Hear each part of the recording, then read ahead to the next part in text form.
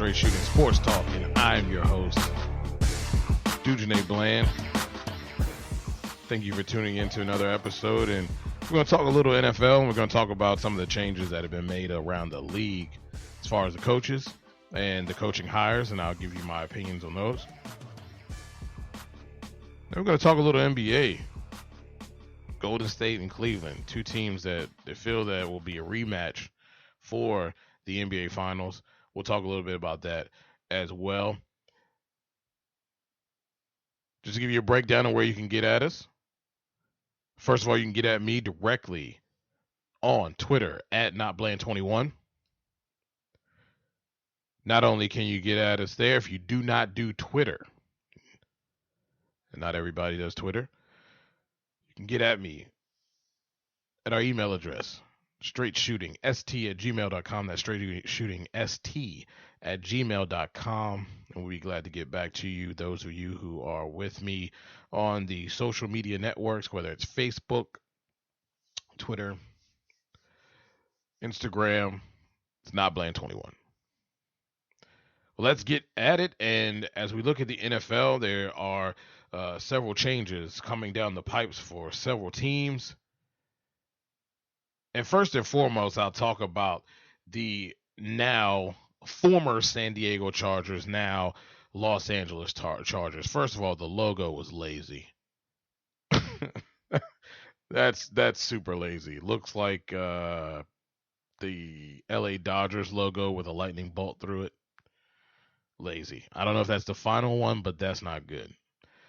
Second, the move from San Diego to LA, bad move for ownership.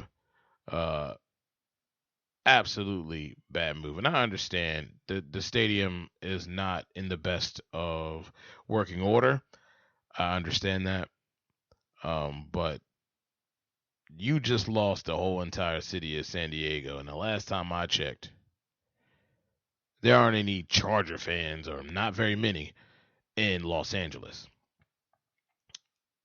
And see, we've talked about this before. As we know, Sean McVay, head offensive coordinator of the Washington Redskins, lands a job with the Rams as their head coach. He will have Wade Phillips as his new defensive coordinator. Redskins also looked at Wade Phillips as well. He's decided to take the job out there. There's a little bit of affiliation there with Wade and McVay. I've heard several things about this being a publicity move for the Rams. He's a good-looking guy, and he's one of the up-and-coming defensive minds or offensive minds in the league as far as innovativeness on the offensive side of the ball. And you saw what he did with Kirk Cousins this year. Question is, though, what you gonna do with Gurley? Because we know McVay don't run the ball. He ain't about running no football. So that's going to be an interesting dynamic there. Heard from different individuals. My colleague, Lake Lewis, talked about him having the interview, and they liked him from the jump. They liked McVay from the jump.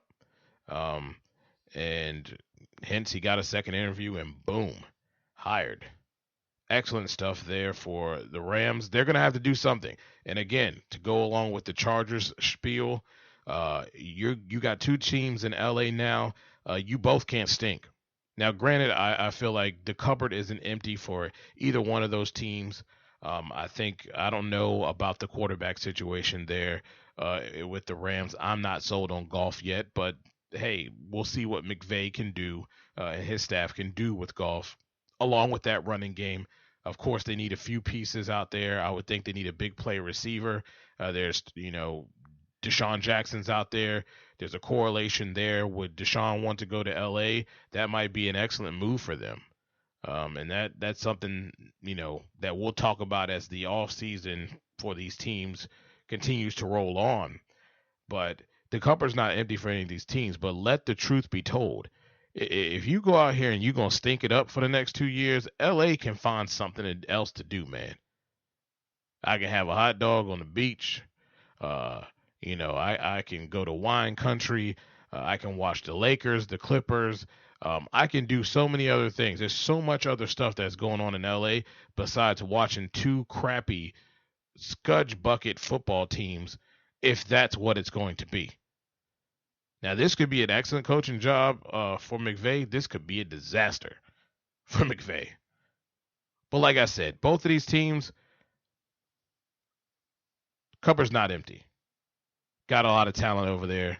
It's going to be very interesting to see how things work out for Sean McVay. Look at the Buffalo Bills, and Sean McDermott is their new head coach, former defensive coordinator for the Carolina Panthers. I don't hate it, don't like it. I mean, you get rid of, rid of one defensive coach for another defensive coach. I don't understand that. Maybe a different voice will help. Obviously, the specialty and the talent on the defense is there, and maybe that's what they were looking at. I will say this, though. All this talk about Tyrod Taylor and him not being the quarterback of the future or not being the quarterback next year, and I'll give you the same spiel I've given Washington Redskins and their fans. Who you going to get? Who you going to get out there? Oh, don't tell me you're going to go get Jay Cutler? Yeah. Ask Chicago how that's working. Ask Chicago how that's working. I mean, Tyrod Taylor's done a fairly decent job with probably not some of the best, I'd say, offensive coordinating that has been done for the Bills. Pretty decent record at the end of the day, even though Rex got fired. It wasn't the greatest record, but it could have definitely gone south and been a lot worse for the Buffalo Bills. Unfortunate they're in the same division as the New England Patriots, and the Dolphins started to come on late. So there were some things there, but to sit up here and say that Tyrod Taylor is not a valuable quarterback, yeah, I think that's just a little bit of ignorant talk. But again, that's a situation where defensively they're strong. They need some extra pieces on offense, but as far as a nucleus, you have Tyrod Taylor, you have Shady McCoy in the backfield. You can't argue with that. Of course, you like to see Watkins be out on the field a little bit more, and they probably could use a few extra talented wide receivers there. But overall, that is not an empty cupboard either. It's not the best, but it's not empty. You got the Denver Broncos who hired Vance Joseph, and I have to say, I'm not really, a black or white thing, but it is really nice to see brothers getting an opportunity to coach here in the NFL. A lot of African American coaches hired this time around, and I'll go the other route as well. It is also nice to see fresh faces. I'm tired of the regurgitated, same old people being hired for jobs, and they didn't do well to even in the previous job to earn another job. And I kind of say that in reference to drag racing, very few crew chiefs at one point, and guys who tuned the cars, and they were regurgitating a lot of crew chiefs, and it was nice to see fresh faces coming in and learning the ropes and being able to be chiefs and tuners of these cars. And same thing with coaching here in the NFL. I really am liking seeing teams taking chances on young coaches, up and coming talented coaches to lead their football teams. And Vance Joseph gets a awesome deal there. One of the top defenses in the league.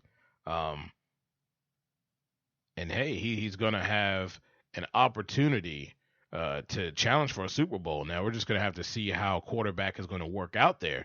But his cupboard is definitely not empty.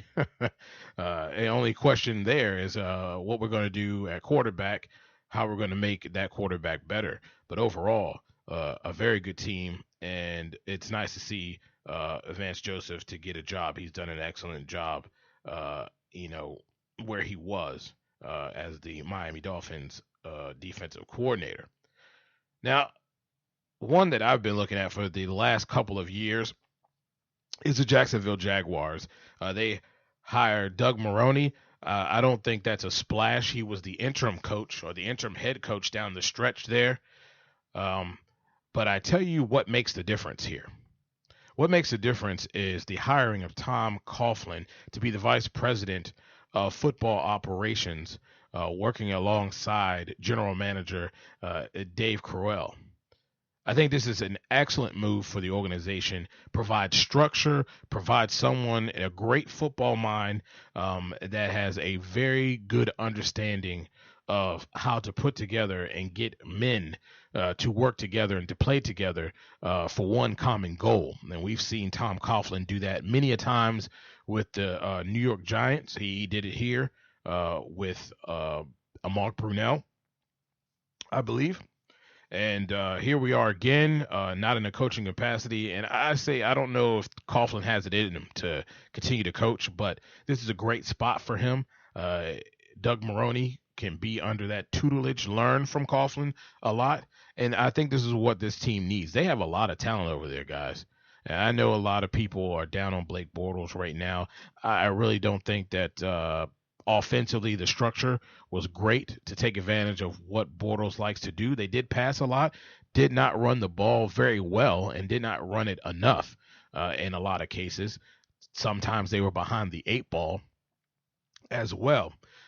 But if they can get these group of men to play together, you look at the defense and the talent over there and what they've spent in draft picks, even in free agency, especially last year, bringing in talented guys. This is something.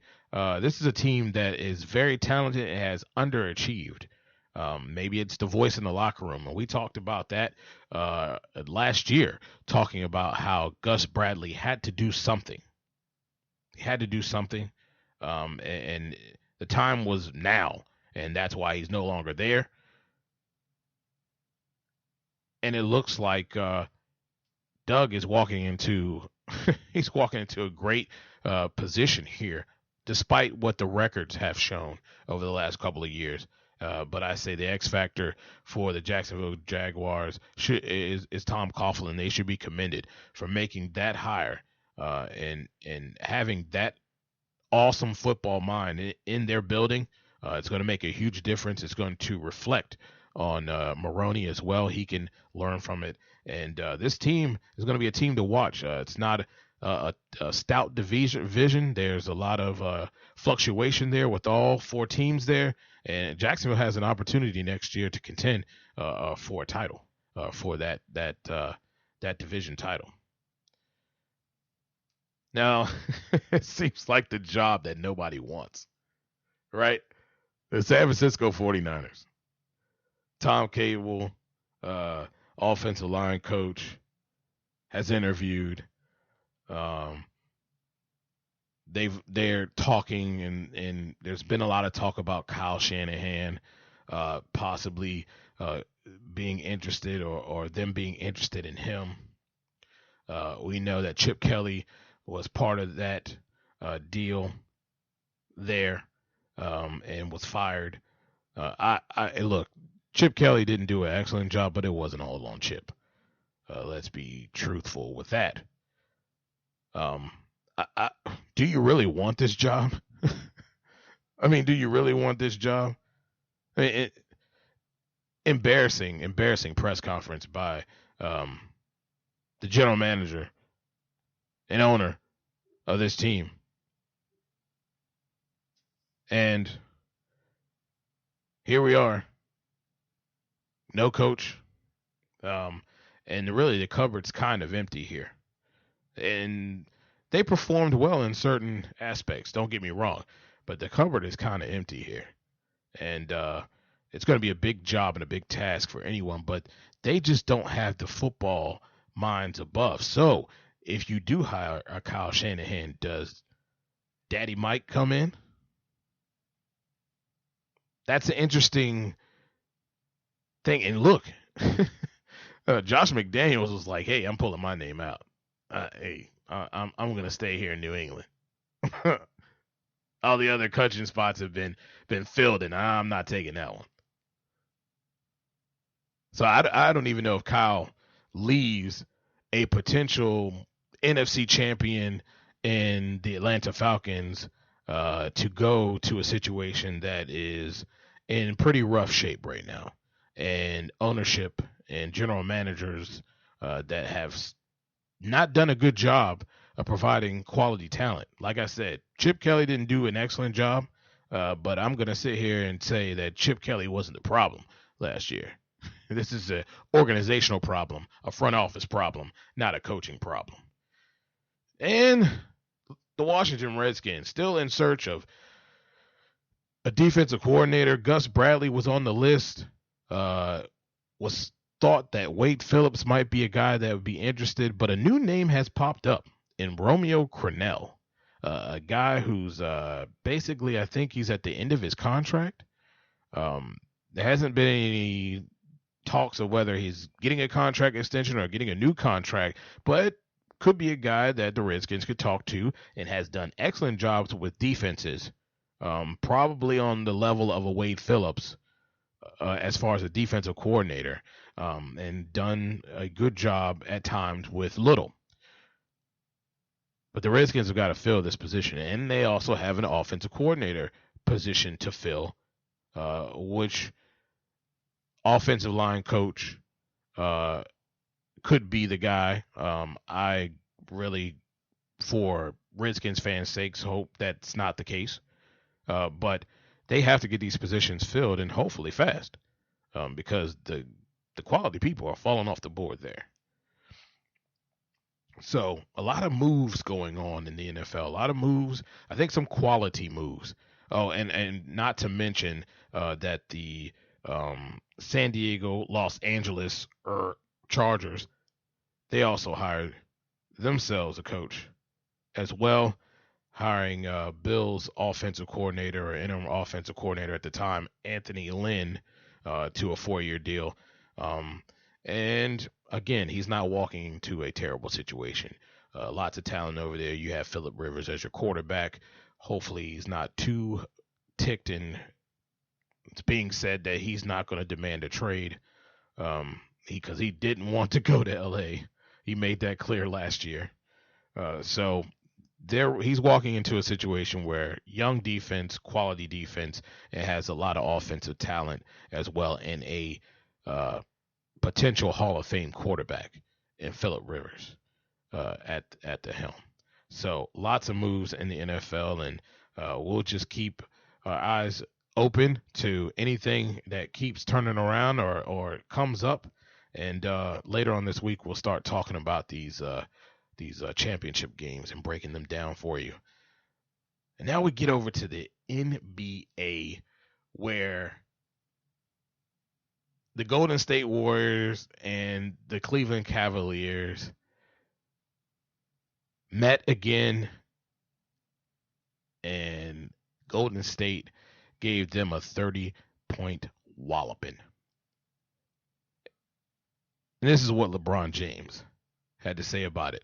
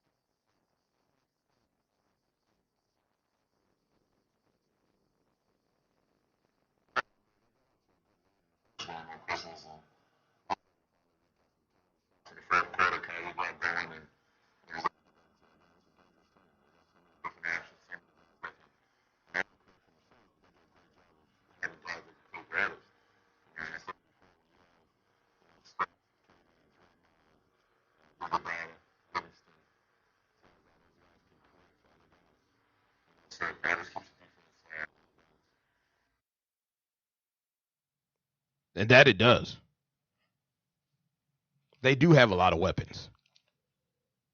But for those who getting all happy because it's a 30-point win in the regular season, this isn't the playoffs, ladies and gentlemen. And I agree. Golden State has a lot of talent.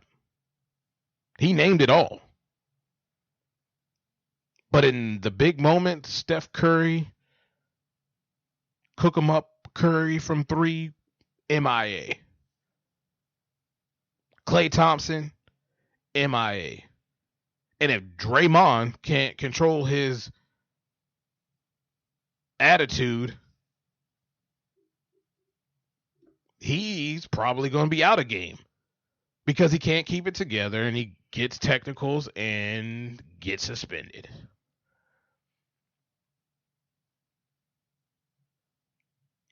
It's important. Got to have everybody there. Don't think, and I understand, it's been a big issue of talking about LeBron and his clutchness. Well, he proved it last year.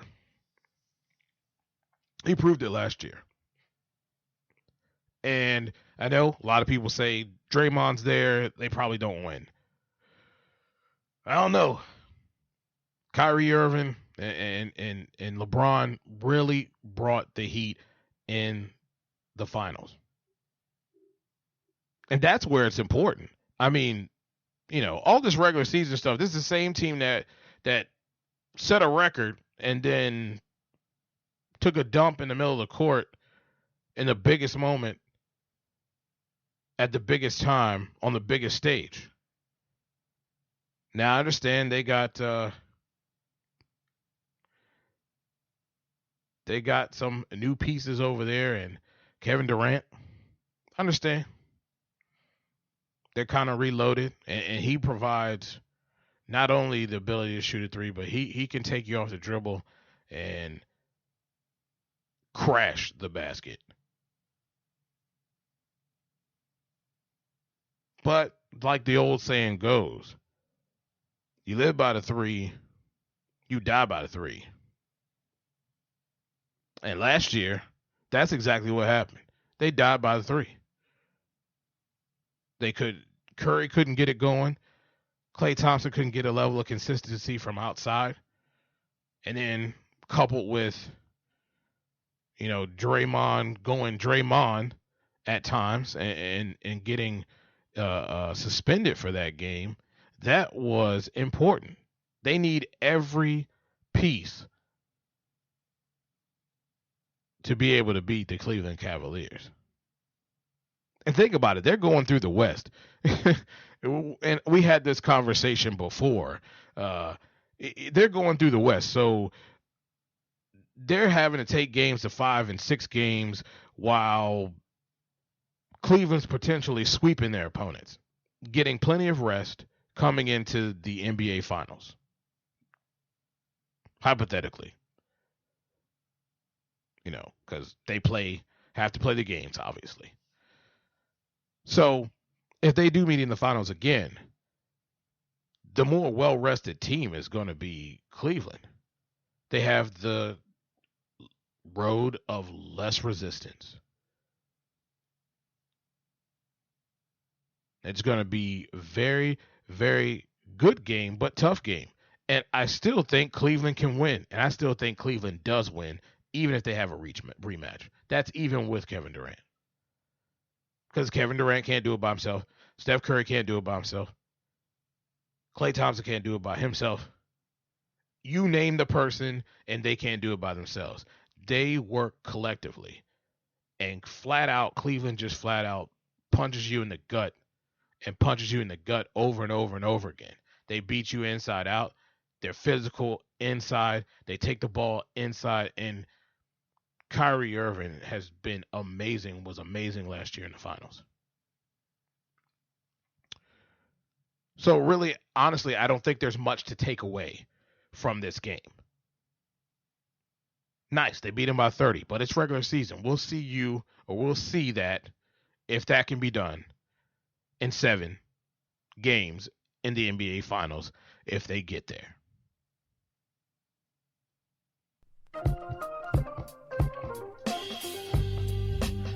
Well, that's going to wrap up our show, ladies and gentlemen. Again, another wonderful time with you guys, talking shop, talking football, talking a little NBA. All-Star game is coming up in February. we get into the meat and potatoes, start getting into the meat and potatoes of the NBA. It's going to be fun. Super Bowl, lots of good stuff coming in February. Again, you want to get at us and you want a topic to be talked about on this show that you want to get an opinion on, get our thoughts on, you can shoot us an email at straightshootingst@gmail.com. You can also get at me on Twitter at NotBland21. You can hit me up directly if it's good enough, like we say all the time. If it's good enough, man, we'll talk about it. I love talking about what you guys like to talk about, and I love sharing your thoughts. Again, you can check my work out at sportsjourney.com. That's at sportsjourney.com. And all of our other reporters there. And again, we thank you so much for tuning in. You could be listening to anyone else, but you're listening to me, and I appreciate that. Again, this is another edition of Straight Shooting Sports Talk.